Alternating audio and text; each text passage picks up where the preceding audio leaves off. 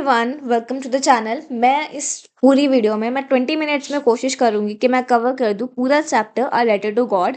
तो without any further delay चल let's start the chapter directly.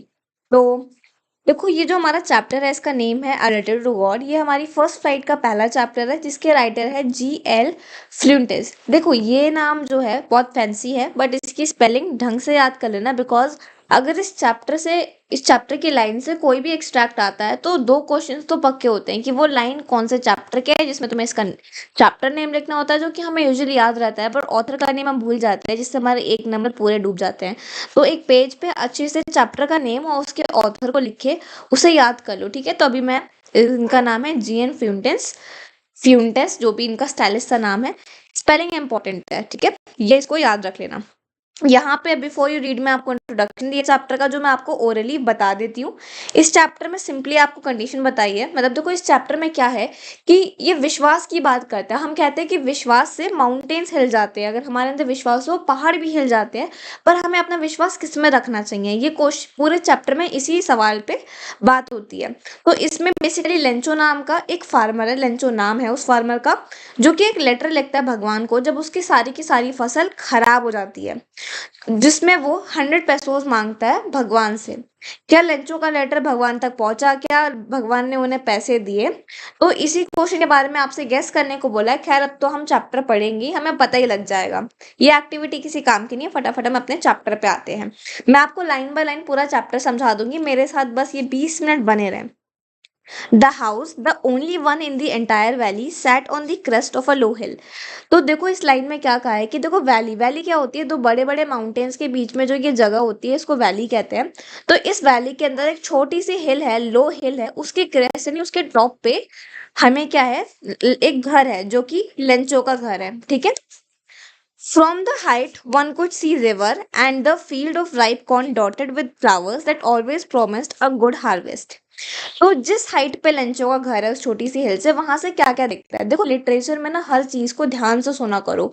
मैं ये नहीं कह रही आप लाइन को रटो, बट अगर आप ध्यान से सुनते हो ना तो जब आप पेपर में, क्योंकि देखो हर डिटेल से क्वेश्चन आता है, ये भी एक क्वेश्चन है, I remember in some book, कि जिस हाइट पे उसका घर था वहां से क्या क्या दिखता था। तो वहां से एक रिवर दिखती थी, फील्ड दिखती थी राइप कॉर्न की, नहीं, पके हुए भुट्टो की आपको खेती दिखती थी जो कि फ्लावर्स से डॉटेड होते थे। उसमें फ्लावर्स यानी कि देखो, अगर आपने मक्के की उसमें मतलब कभी देखी हो फसल, तो उसके पास फूल भी उगे होते हैं। तो जो फूल से हमें ये पता लगता है कि इस बार जो फसल निकलेगी वो बहुत ही अच्छा हार्वेस्ट देगी, यानी जो हमारा फसल है वो बहुत ही अच्छी होगी, ठीक है। Only thing that the earth needed was a downpour और एटलीस्ट अ शावर। तो इकलौती चीज जो अर्थ को यानी धरती को चाहिए थी वो था एक डाउनपोर यानी कि मूसलाधार बारिश, बहुत तेज बारिश, या फिर एटलीस्ट अ शावर, बहुत तेज बारिश नहीं तो एक हल्की फुल्की बूंदाबांदी तो चाहिए थी। Throughout the morning, Lencho, who knew his field intimately, had done nothing else but see the sky towards the northeast. अब थ्रू आउट द मॉर्निंग यानी सुबह से लेंचो ने, जो कि अपनी फील्ड को इंटीमेटली यानी बहुत ही करीबी से जानता था, उसने कुछ नहीं किया था सिवाय स्काई की तरफ देखने के, नॉर्थ ईस्ट की डायरेक्शन में, क्योंकि नॉर्थ ईस्ट डायरेक्शन में क्या है, वहां से बारिश आने वाली है, तो वो वहीं पे देख रहा होता है। अब ये देखो लाइन लेंचो कहता है, now we are going to get some water women. अब यहाँ पे वुमेन से ये अपनी वाइफ को डोनेट करता है, ठीक है, डिनोट करता है, सॉरी डोनेट कह दिया मैंने, कोई डिनोट करता है वो। Now we are really going to get some water, यानी कि अब हमारे यहाँ बारिश होने वाली है। यहाँ पे वाटर का मतलब रेन है, ठीक है। Now women who was preparing supper, supper यानी कि रात का खाना, मैं थोड़ा सा कर दूं, पेन से गंदा हो जाता ना। आई होप आपने अपनी एनसीईआरटी बुक साथ में रखे हो, जो मीनिंग आपको नहीं पता उसको लिखो। जैसे अगर आपको पता नहीं है सपर का मतलब रात का डिनर होता है, डिनर होता है बेसिकली रात का खाना, तो आप उसे लिखते चलो, ठीक है, ताकि जब बाद में रिविजन करो तो आपको ध्यान रहे। तो the woman who was preparing supper replied, yes God willing, अगर भगवान की, गॉड विलिंग मतलब भगवान की अगर मर्जी होगी तो जरूर से बारिश होगी। The older women were working in the older boys were working in the field while the smaller ones were playing near the house until the woman called them to all come for dinner. Basically जो older boys थे यानी कि बड़े लड़के थे वो field में काम कर रहे थे, वहीं छोटे वाले जो लड़के थे वो हाउस में खेल रहे थे, इधर उधर घर के पड़ोस में खेल रहे थे, जब तक कि उस औरत ने, वुमेन ने बुलाया नहीं सबको कम फॉर डिनर, यानी कि रात के खाने के लिए सब आ जाओ। It was during the meal that, just as Lencho has predicted, big drops of rain began to fall. अब जब वो डिनर खा रहे थे उसी समय क्या हुआ, जैसा कि लंचो कह रहा था कि बारिश हो जाएगी अपनी वाइफ से, वैसे ही बड़ी बड़ी बूंदे रेन की गिरना शुरू हो गई। In the north east huge mountains of clouds could be seen approaching, यानी कि नॉर्थ ईस्ट से जिसकी तरफ वो देख रहा था, नॉर्थ ईस्ट की तरफ देख रहा था ना वो, वहां से बड़े बड़े बादलों का माउंटेन्स, यानी बादलों के बड़े बड़े माउंटेन्स वहां से आते हुए, यानी कि अप्रोचिंग का मतलब वहां से आते हुए दिख रहे थे, सीन दिख रहे थे। The air was fresh and sweet, यानी कि जो हवा थी वो बहुत ही ताज़ी थी और बहुत ही मीठी मीठी से लग रही थी। मीठी मतलब ये ना टेस्ट करके, मतलब समझ गए होगे, फीलिंग यहाँ पे बताई जा रही है कि वो बहुत ही प्यारी मीठी मधुर लग रही थी। The man went out for no other reason than to have a pleasure of the feeling that rain on his body, and when he returned he exclaimed, देखो पहले इतना समझ लो, the air sorry the man went, मतलब जो Lencho था, man यहाँ पे लेंचो के लिए कहा है, वो बाहर जाता है किसी और रीजन के लिए नहीं, बस वो फील करना चाहता है जब वो बारिश की बूंदे उसके शरीर पर पड़े, जो प्लेजर, जो अच्छी फीलिंग होती है उसको फील करने के लिए जाता है। और जब वो वहां से रिटर्न करता है तब वो एक्सप्लेन, यानी कि वो एक्सप्लेन यानी कि बहुत ही हैरानी वाले उसमें या फिर बहुत ही एक्साइटेड उसमें वो कहता है, these aren't raindrops falling from the sky, they are new coins, the big one are 10 cent pieces and the little ones are 5। तो इसमें वो कहता है कि ये जो गिर रही है ना, ये बारिश की बूंदे नहीं, जो आसमान से गिर रही है ना, फॉलिंग फ्रॉम द स्काई, ये बारिश की बूंदे नहीं है, दे आर न्यू कॉइन्स। देखो ये ध्यान रखना कि यहाँ पे उसने, क्योंकि बहुत बच्चे कंफ्यूज करते हैं, क्योंकि अभी यहाँ पे न्यू कॉइन्स आएगा, फिर यहाँ पे नीचे वर्ड आएगा सिल्वर कॉइन्स, तो यहाँ पे ध्यान रखो न्यू कॉइन्स का है। तो लेंचो कहता है कि ये बारिश की बूंदे नहीं है, ये नए नए सिक्के गिर रहे हैं। जो बड़े बड़े बारिश की बूंदे हैं वो 10 cent पीसेज हैं, और जो छोटी छोटी बूंदे गिर रही हैं वो 5 हैं, ठीक है। With a satisfied expression he regarded the field of ripe corn with its flower draped in a curtain of rain. With a satisfied expression, he regarded the field of ripe cloth with the flower draped in a curtain of rain. But suddenly a strong wind began to blow, and along with the rain, very large hailstone began to fall. देखो अब उसने क्या किया, बहुत ही satisfied expression के साथ उसने अपनी जो खेती थी पूरी पके हुए भुट्टो की, अपने फ्लावर्स के साथ उसको देखा, जो कि ऐसा लग रहा था किसी, जो कि बेसिकली बारिश के कर्टेन से, यानी कि बारिश के पर्दे से ड्रेप्ड, यानी कि पूरी तरह से कवर हो गई थी। फिर सडनली क्या होता है, but suddenly a strong wind began to blow. फिर अचानक से क्या होता है कि एक बहुत तेज, मतलब हवा चलने लगती है।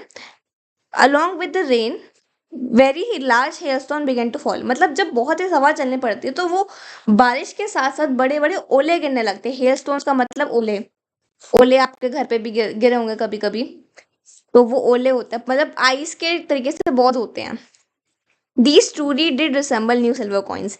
अब देखो यहाँ पे जो सिल्वर कॉइन्स है इसका मतलब है ओले, ठीक है, हेल स्टोन्स मतलब इसका मतलब है यहाँ पे। तो हमने ऊपर क्या पढ़ा था, ध्यान से देखो, हमने न्यू कॉइन्स, न्यू कॉइन्स मतलब रेन ड्रॉप्स, और सिल्वर कॉइन्स मतलब यहाँ पे जो वो ओले गिर रहे हैं, हेल स्टोन्स गिर रहे हैं। The boys exposing themselves to the rain ran out to collect the frozen pearls।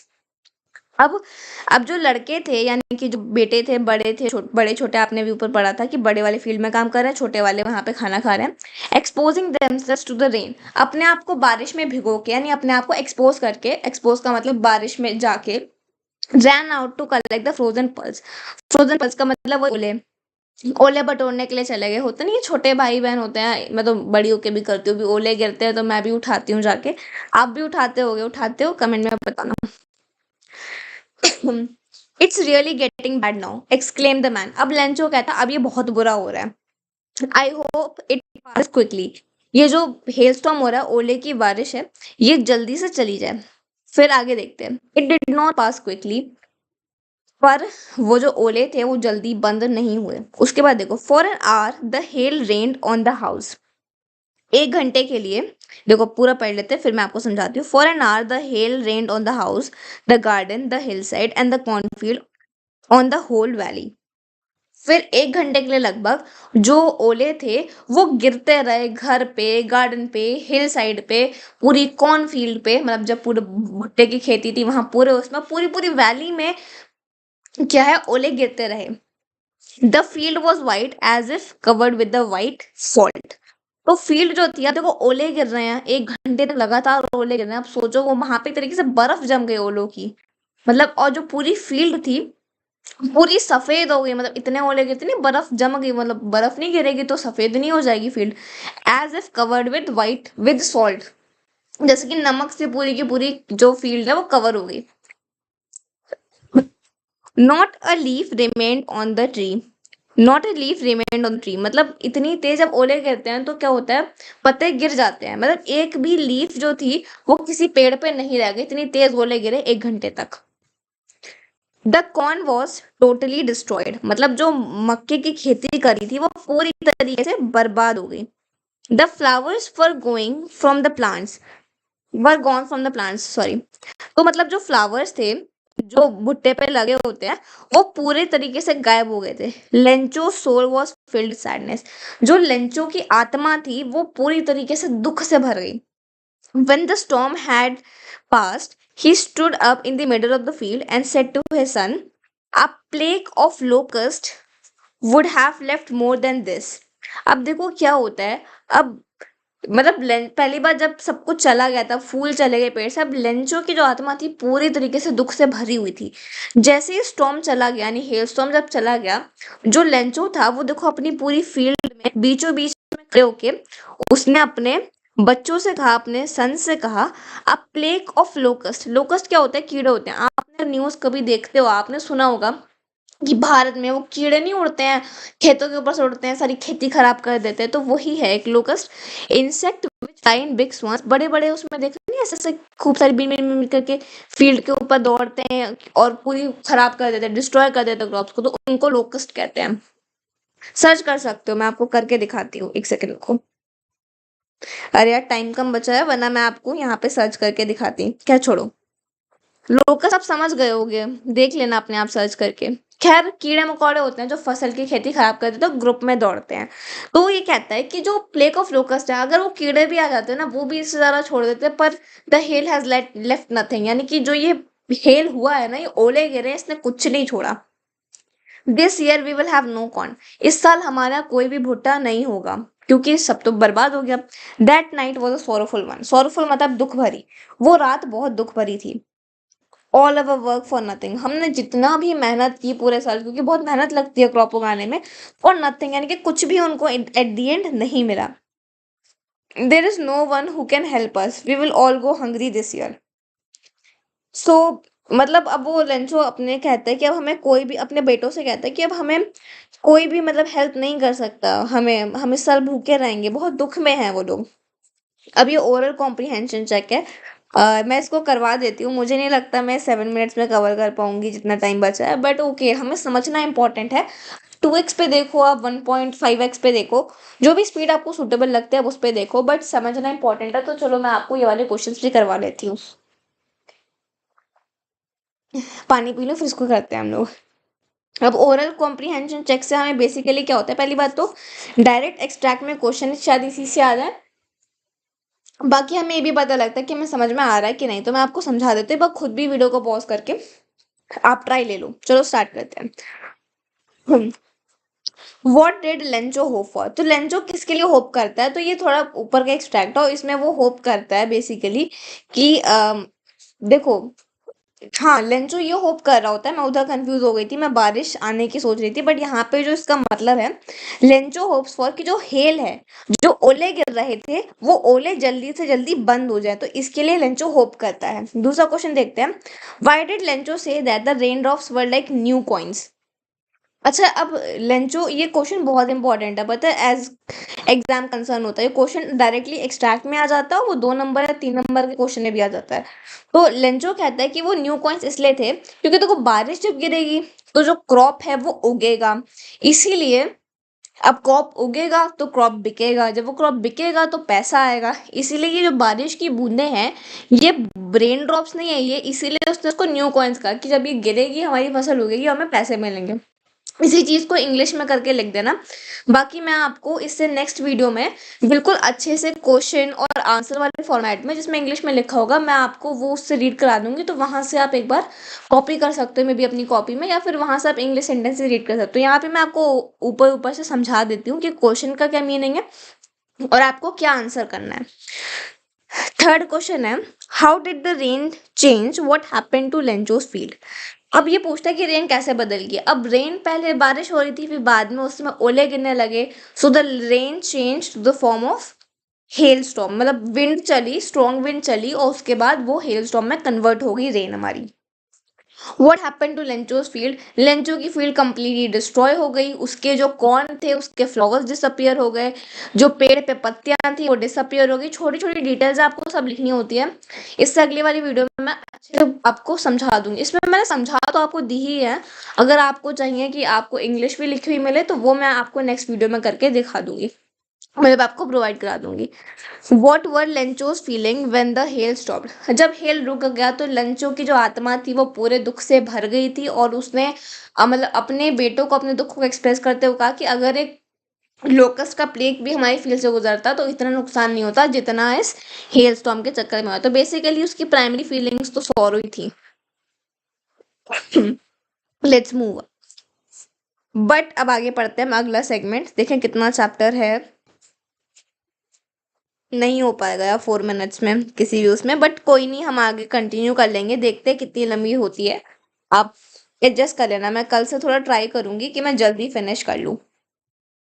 But in the hearts of all who lived in the solitary house in the middle of the valley, there was single hope, help from God.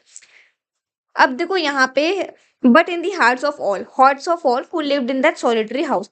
Solitary मतलब अकेला, इकलौता house, मतलब जो इकलौता house था middle of the valley, यानी कि जो वैली थी, वैली के मिडल में जो घर था उसमें जितने भी लोग रहते थे बेसिकली, लेंचो, उसकी वाइफ, उसके बच्चे, सबके दिल में सिर्फ एक आस थी, वो थी हेल्प फ्रॉम गॉड, यानी कि भगवान से मदद।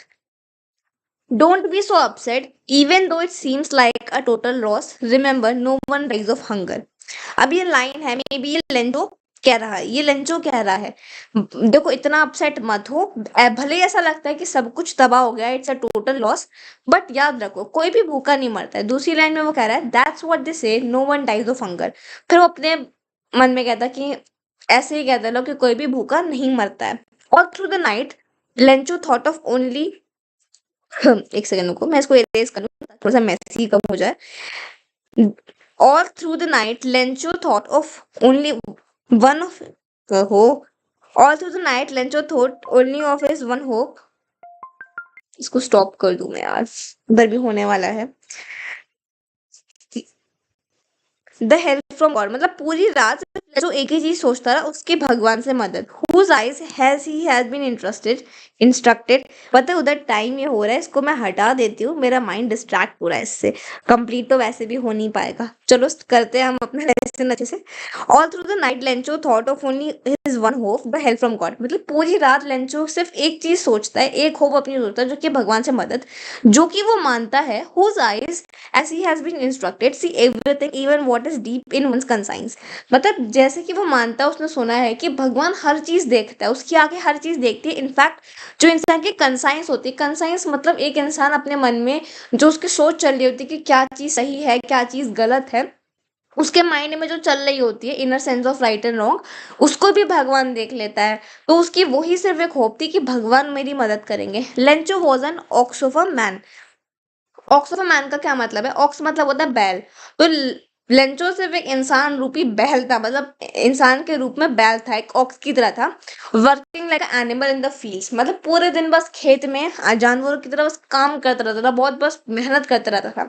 But still he knew how to write, पर फिर भी उसे लिखना आता था, मतलब वैसे तो वो बस जानवरों की तरह फील्ड में मेहनत कर रहा था, बट फिर भी उसे लिखना आता था। ठीक है, एक सेकेंड इसको हटा दें। ओके, द फॉलोइंग संडे, उसके आगे वाला जो संडे आया, at a daybreak he began to write which he himself would carry to the town and place it in the mail. It was nothing less than a letter to God. अब जो आगे वाला Sunday आया, उस दिन जो छुट्टी थी, उसने एक लेटर लिखा जो उसने खुद उसने कैरी करा टाउन पे और वो मेल में डाला, और वो लेटर किसी और के लिए नहीं था, भगवान के लिए वो लेटर था। देखो उसने लेटर में क्या लिखा, गॉड ही रोट, यानी लेंचो ने गॉड लिखा, और उसके आगे क्या लिखा, इफ यू डोंट, ये एग्जैक्ट लाइन है जो कि उसने अपने लेटर में लिखी हुई है, ठीक है। If you don't help me my family and I will go hungry this year, I need 100 pesos in order to sow my field again and to live until the crop comes before, because of the hailstorm. इसमें वो अपने भगवान को अपनी दिक्कत बताता है कि देखो, अगर आप मेरी मदद नहीं करोगे तो मैं और मेरी फैमिली हम लोग पूरी तरीके से भूखे मर जाएंगे। मुझे 100 पैसों की जरूरत है ताकि मैं अपनी फील्ड्स को दोबारा से उगा सकूं और तब तक खा पी सकूं जब तक मेरे क्रॉप्स दोबारा नहीं आ सकते, जो कि डिस्ट्रॉय हो गए हैं ड्यू टू हेलस्टॉर्म, ओलो की वजह से डिस्ट्रॉय हो गया। He wrote to God on the envelope, जो हमारा एनवेलप था उस पे उसने टू गॉड लिखा, और उसने लेटर को उस एनवेलप के अंदर डाला, और फिर दिक्कत से ट्रबल करते हुए मतलब वो टाउन में गया। At the post office he placed the stamp on the letter and dropped it into the mailbox. Post stamp पे जाके उसने लेटर पे स्टैम्प मारा, और मेल बॉक्स के अंदर, मेल बॉक्स आपने देखा होगा, ऐसे मेल बॉक्स होता है, रेड कलर का होता है, उसमें उसने डाल दिया। One of the employees, who was a postman and who also helped at the post office, went to his boss laughing heartily and showed him the letter to God. तो एक employ जो कि पोस्टमैन था और साथ ही साथ post office पे थोड़ी मदद करा देता था, वो अपने बॉस के पास गया खूब हार्टली, मतलब दिल से बहुत हंसते हंसते गया, और उसने वो भगवान को लिखा हुआ लेटर अपने बॉस को दिखाया। Never in his career a postman had as a postman he had known that address, मतलब अपने पूरे करियर में, जो कि वो पोस्टमैन उसका पूरा करियर था, अपने पोस्टमैनिंग के पूरे करियर में उसने कभी भी एक ऐसा एड्रेस नहीं देखा था, मतलब भगवान के लिए कोई एड्रेस नहीं देखा था। The post master, a fat amiable fellow, also broke out laughing, but almost immediately he return to serious and tapping the letter on the desk commented. अब देखो, थोड़ा तोड़ तोड़ के समझते हैं, काफी बड़ी लाइन है। The post master, a fat amiable, देखो इसकी डिटेल्स याद रखना पोस्ट मास्टर की, क्योंकि ये भी पूछ रहे हैं how was the post master describe the character of post master. बाकी ये भी कह सकते हैं कि कैरेक्टर स्केच ड्रॉ करो पोस्ट मास्टर, मैं पोस्ट मास्टर नहीं बोल पा रही हूँ बार बार, वो कभी कभी होता नहीं कि हमारी टंग को स्लरी हो जाती है। तो जो पोस्ट मास्टर है वो एक फैट है, कि थोड़ा सा मोटा मोटा सा था। अमाइबल मतलब फ्रेंडली प्लेजेंट, बहुत ही मजाक और फ्रेंडली टाइप का इंसान था। ऑल्सो ब्रोक आउट लाफिंग, मतलब वो भी हंसने लगता है। ऑलमोस्ट इमीडिएटली, तुरंत ही तुरंत वो फिर से सीरियस हो जाता है। और tapping the letter on the desk, मतलब अपने लेटर को अपने डेस्क पे ऐसे एकदम पटक के वो कमेंट करता है, what faith, I wish I had such a faith of a man who wrote this letter. अब वो कहता है व्हाट अ फेथ, मतलब क्या विश्वास है, काश मेरे अंदर भी ऐसा विश्वास होता जिसने लेटर लिखा है। Starting up a correspondence with God, मतलब भगवान के साथ एक अपनी असमंजस, एक कहते हैं असमंजस कह रही हूँ मैं, अपने सारे भगवान के साथ एक कहते हैं ना विश्वास, एक अपनी वो उसने शुरू करा है, ठीक है। उसी के लिए वो कमेंट करता है कि काश मेरे अंदर भी इतना विश्वास होता। So, in order to not shake the writer's faith in God, the postmaster came up with an idea. तो ताकि जो राइटर है उसका जो लेटर है, मतलब उसका जो विश्वास है भगवान में वो खत्म ना हो जाए, इसलिए वो एक आइडिया आता है कि आंसर द लेटर, कि वो खुद ही उस लेटर को आंसर करेंगे, क्योंकि भाई भगवान कहाँ पहुंचाएंगे वो लेटर, वो खुद उसको आंसर कर देंगे। But when he opened it, it was evident that to answer it he needed something more than goodwill, ink and paper. पर जब उसने लेटर को ओपन किया तब उसको ये एविडेंट था, मतलब ये पता लग गया था कि उस लेटर को आंसर करने के लिए उसे गुडविल यानी कि सिर्फ एक अच्छा मन, इंक और पेपर से ज्यादा चाहिए था। क्योंकि भाई वो पैसे मांग रहा था भाई, और 100 पैसे उस टाइम पे बहुत होते थे, तो भाई वो आंसर करने के लिए भाई इतने पैसे कहाँ थे। पहले उसने सोचा कि हाँ अच्छे अच्छे के लिए हम उसको आंसर कर देंगे, बट बाद में भाई पैसे भाई डिफिकल्ट होते हैं देना। But he stick to his resolution, उसने सोच लिया था, उसने रेजोल्यूट कर लिया था कि हाँ मैं ये करूंगा, तो वो उसके स्टक रहा। He asked for money from his employees, he himself gave him a part of his salary, and several friends of his were obliged to give something for the act of charity. अब देखो इसको समझो, अब वो अपने resolution पे stuck रहता है, यानी अपने रेजोल्यूशन को पूरा करता है कि मैं उसको आंसर करूंगा। उसने अपने एम्प्लॉय से पैसे देने को कहा, उसने खुद भी अपनी सैलरी दी, साथ ही साथ अपने दोस्तों से मतलब रिक्वेस्ट की, ऑब्लाइज किया कि तुम भी मतलब थोड़े पैसे दो for an act of charity. It was impossible for him to gather together the 100 pesos, मैंने कहा ना 100 पैसोज बहुत बड़ा अमाउंट था, तो उसके लिए ऑलमोस्ट इम्पॉसिबल था कि वो 100 पैसे इकट्ठा कर ले। So he was able to send the farmer only a little more than half. तो पूरे 100 पैसे तो नहीं आया, पर कुछ ज्यादा पैसे इन्होंने उससे मतलब आधे से ज्यादा पैसे इन्होंने इकट्ठा कर लिए थे। He put the money in an envelope addressed to Lencho and with it a letter containing only a single word as a signature God। यानी कि उसने जो पैसे थे वो एनवेलप में डाले, उसमें टू लेंचो करके लिखा और बाद में गॉड करके सिग्नेचर कर दिया। ठीक है, ये क्वेश्चन इनफैक्ट आता है यार एग्जाम में काफी बार कि why does post master sign as God. तो आपको ये पीछे का पूरा स्टोरी पता होना चाहिए, तो यही इसका आंसर है। मैं क्वेश्चन आंसर कवर करूंगी नेक्स्ट वीडियो में, और हो सकेगा तो इसी वीडियो में मैं मे बी आपको करके दिखा दूं क्वेश्चन आंसर। अभी ओरल कॉम्प्रीहेंशन चेक है, चलो इसको करते हैं। हु और what did Lencho have faith in, what did he do. तो लेंचो का फेथ था गॉड में और उसने लेटर लिखा भगवान को हेल्प के लिए। ठीक है, who read the letter, letter सबसे पहले तो रीड किया था जिस पोस्टमैन ने, जो पोस्टमैन था उसने उठा के उसने रीड किया था, फिर बाद में उसने ये लेटर पोस्टमास्टर को दिखाया था। तो यहाँ पे मेरे हिसाब से आंसर होना चाहिए पोस्टमैन, क्योंकि पोस्टमैन ने सबसे पहले लेटर रीड किया था, वो हंसने लगा। What did the postmaster do then. अच्छा, तो यहाँ पे देखो ये क्वेश्चन रिलेटेड नहीं लग रहा है, तो यहाँ पे पोस्ट मास्टर आंसर होना चाहिए। मैं इसको कल चेक करके आपको अच्छे से बताऊंगी। वैसे मेरे अकॉर्डिंग पोस्ट मैन या फिर पोस्ट मास्टर में से कोई एक होगा इसमें, या फिर दोनों हो सकता है। ठीक है, what did the postmaster do then? So postmaster came up with an idea to answer the letter. तो उसने लेटर को आंसर करने का रेजोल्यूशन लिया और बाद में पैसे वगैरह अपने दोस्तों से चैरिटी में कहा कि तुम चैरिटी करो, खुद भी अपनी सैलरी दी, एम्प्लॉय से भी कहा, तो सारी एक्टिविटीज करी। तो ये सब आप अपनी लैंग्वेज में लिख सकते हो इंग्लिश में, बाकी मैं कल तो इसको solve करवाऊंगी। The following Sunday, Lencho came a bit earlier than usual to ask if there was a letter for him.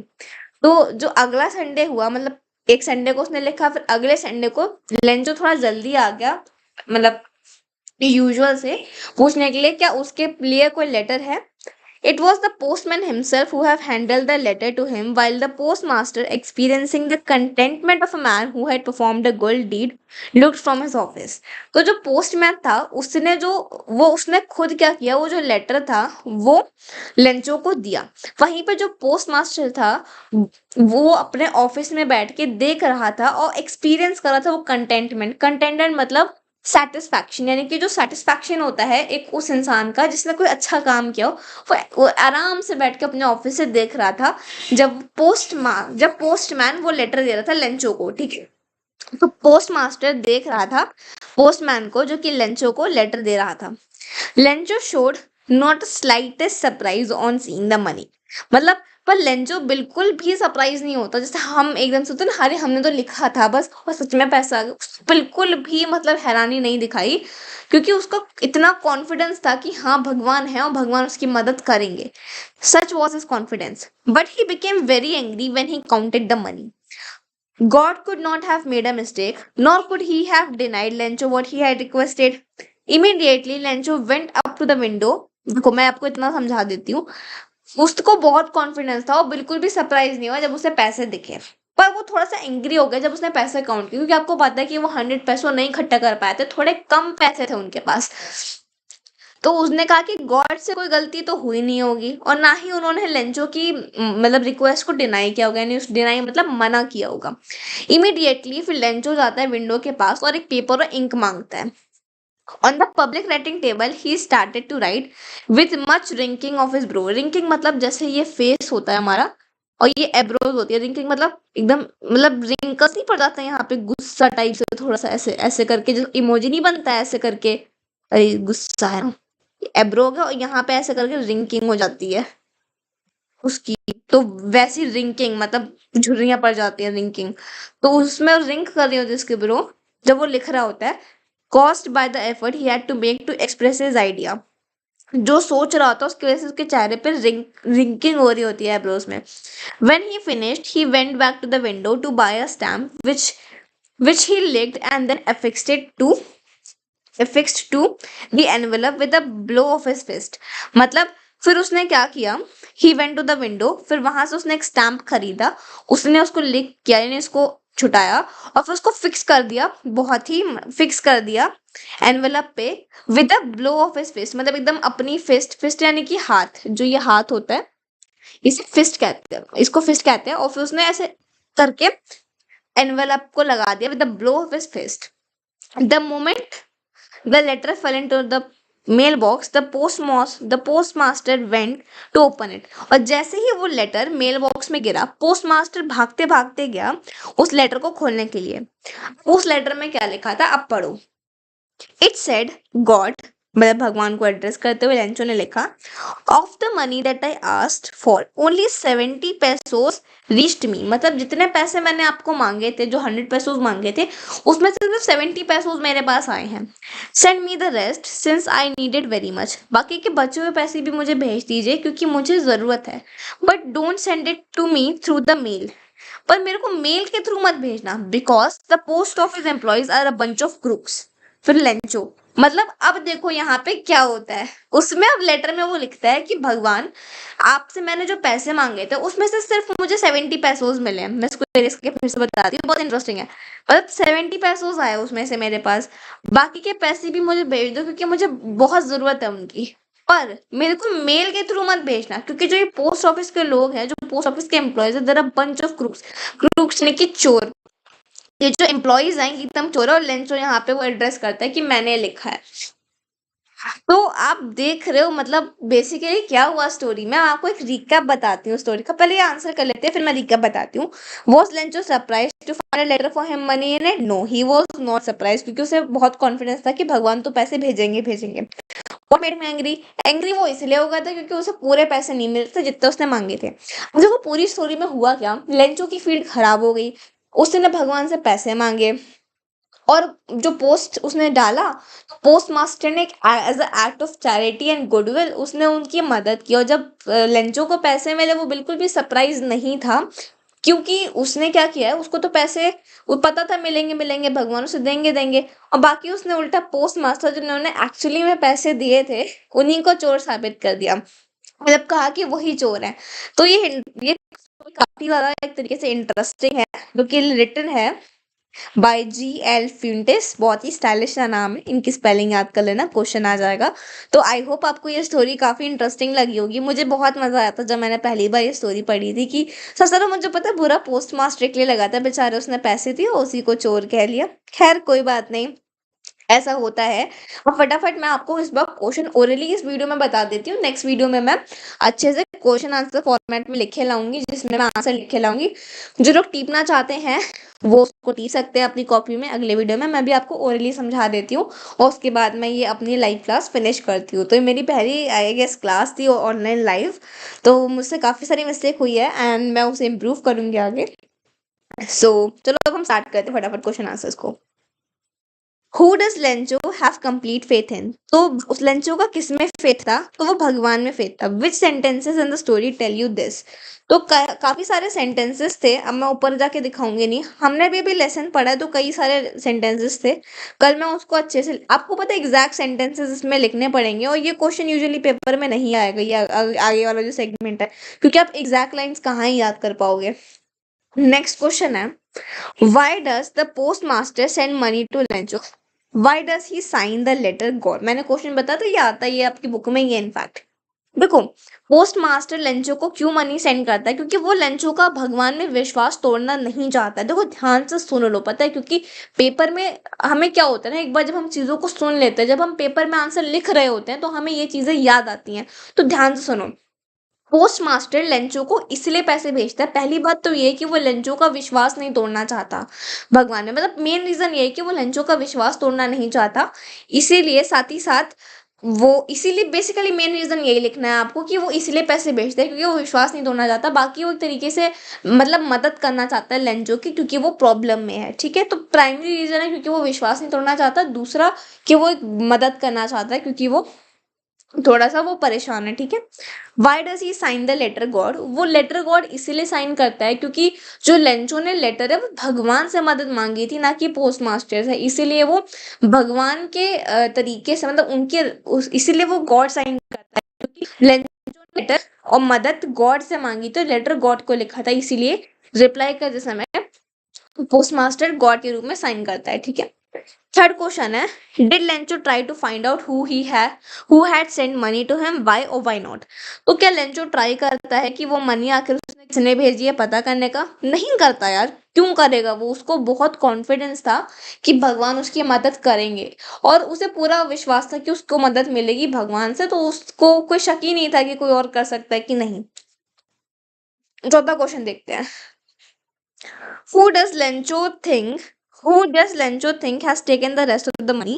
What is the irony of the situation? Remember that irony of a situation is an unexpected aspect of it. An ironic situation is strange or amusing because it is opposite to what's expected. देखो होता क्या है, अब इसमें देखो ये है, अब लेंचो ये सोचता है कि मतलब किसने पैसे लिए हैं सारे, तो बचे हुए पैसे हुए यहाँ पे कौन है? वो पोस्ट मास्टर, फिर जो पोस्ट के एम्प्लॉयज हैं उनने बचे हुए पैसे रखे हैं। आयरनी ये है सिचुएशन की, यहाँ पे देखो लेंचो एक्सपेक्ट क्या कर रहा है कि इन लोगों ने पैसे चुरा लिए हैं। आयरनी का मतलब होता है कि जो हम एक्सपेक्ट कर रहे हैं उससे बिल्कुल ऑपोजिट चीज होती है। तो यहाँ पे देखो लेंचो क्या एक्सपेक्ट कर रहा है कि ये जो सारे पोस्ट ऑफिस के एम्प्लॉयज है इन्होंने पैसा चुरा लिया, बट रियलिटी तो ये है ये इन्हीं पोस्ट एम्प्लॉयज में डोनेट कर करके उसके लिए पैसे इकट्ठा करे देने के लिए। तो यही आयरनी है, ठीक है। अगला क्वेश्चन देखते हैं, Are there people like Lencho in the real world? What kind of person would you say he is? You may select appropriate work to answer the question. तो क्या लेंचो जैसे लोग रियल वर्ल्ड में होते हैं? I don't think so. इतना faith भगवान में आज के टाइम पे कोई रखता है? मे बी होते हैं लोग, इसका कोई और ये आंसर पेपर में पहली बार तो आपसे पूछेंगे नहीं, बट फिर भी मैं अब आपने कोई ऐसा इंसान देखा है जो भगवान में इतना विश्वास रखता है? खैर मैंने इतना तो नहीं देखा जिसको इतना ब्लाइंड बिलीफ है, बट इट्स गुड। आगे हम देखते हैं कि कौन कौन से वर्ड्स उसके लिए सही रहेंगे। ग्रीडी, ग्रीडी मतलब लालची, तो लालची तो वो नहीं है भाई, उसको जरूरत है पैसों की तभी वो मांग रहा है। नेव मतलब आई गेस एग्जैक्टली नेव का मीनिंग तो मुझे ध्यान नहीं आ रहा है एग्जैक्टली, मेरे ख्याल से नेव का मीनिंग होता है बेवकूफ टाइप से थोड़ा सा। Let me search it for you. Lack of experience, wisdom और टू रेडी टू बिलीव और ट्रस्ट अदर पीपल। कह सकते हैं कि वो थोड़ा सा नेव है बिकॉज वो विश्वास करता है और थोड़ा सा उसमें विजडम कम है, तो कह सकते हैं कि वो नेव है। स्टूपिड तो वो नहीं है, मे बी है या नहीं है, कह नहीं सकते, बहुत ही पता है डाउटफुल है और मेरे ख्याल से हर इंसान का अपना अपना ओपिनियन हो सकता है इनको लेके। अनग्रेटफुल तो हाँ हम कह सकते हैं एक तरीके से, क्योंकि वो मतलब उसने 100 पैसों मांगे थे, उसमें से उसको 70 पैसों मिल गए थे, बट वो 30 पैसों के लिए गुस्सा था, ना कि 70 पैसों के लिए ग्रेटफुल। तो हम उसे अनग्रेटफुल कह सकते हैं। सेल्फिश कह सकते हैं, मे बी नहीं कह सकते सेल्फिश, ऐसा कोई एविडेंट नहीं है। कॉमिकल यानी कि फनी तो बिल्कुल ही नहीं है वो। अनक्वेश्चनिंग, हाँ अनक्वेश्चनिंग हम उसे कह सकते हैं क्योंकि वो क्वेश्चन नहीं करता किसी चीज के लिए। उसको मतलब कहते हैं ना उसको विश्वास था, तो उसने बिल्कुल भी क्वेश्चन नहीं करा कि पैसे भगवान ने भेजे किसी और ने तो नहीं दिए हैं, तो यस ही इज अनक्वेश्चनिंग। अब यहाँ पे क्वेश्चन है, ये क्वेश्चन भी पूछ लेते हैं हम। देखो क्या है, there are two kind of conflict in the society in the story, between human and nature and between humans themselves.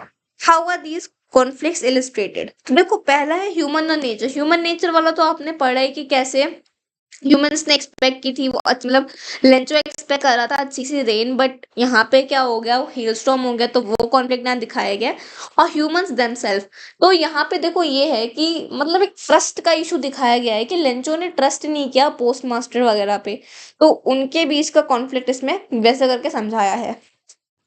तो इस स्टोरी में यही है। आगे क्वेश्चंस में ये क्वेश्चंस वगैरह पूछे नहीं जाते हैं, so I won't be solving them now. इससे नेक्स्ट वाले उसमें मैं अच्छे से क्वेश्चन आंसर फॉर्मेट में लेके आऊंगी। बाकी डेली 4 से लेकर 6 के बीच में क्लासेस होती हैं। अभी तो क्लासेस रहेंगी क्लास 10th की लिटरेचर की ही, एंड आई होप आप